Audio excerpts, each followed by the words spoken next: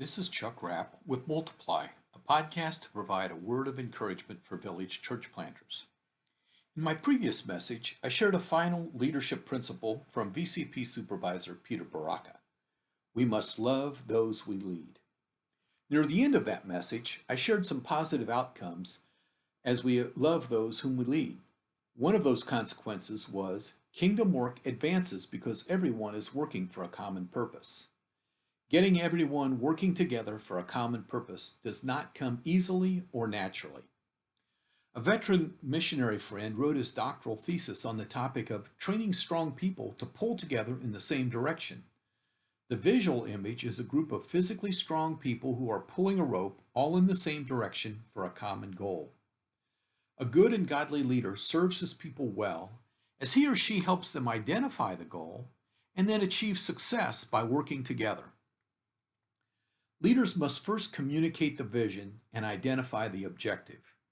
Proverbs 29:18a reminds us that where there is no vision, the people perish. One of the very important responsibilities of VCP leaders is vision casting with their teams and with leaders of partner denominations. Having a common vision, a shared understanding of VCP goals, objectives, and methods is a key factor for successful training centers.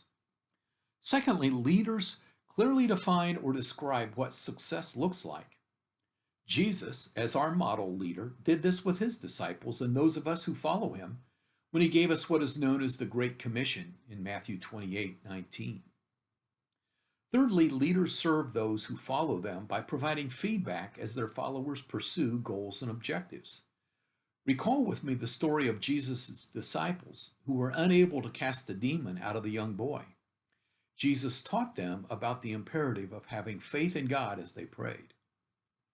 Fourth, leaders manage conflicts and issues that arise. Of all the times and places, the apostles had an argument during their Last Supper with Jesus. Luke 22, verses 24 through 26 record that a dispute also arose among them as to which of them was considered to be greatest.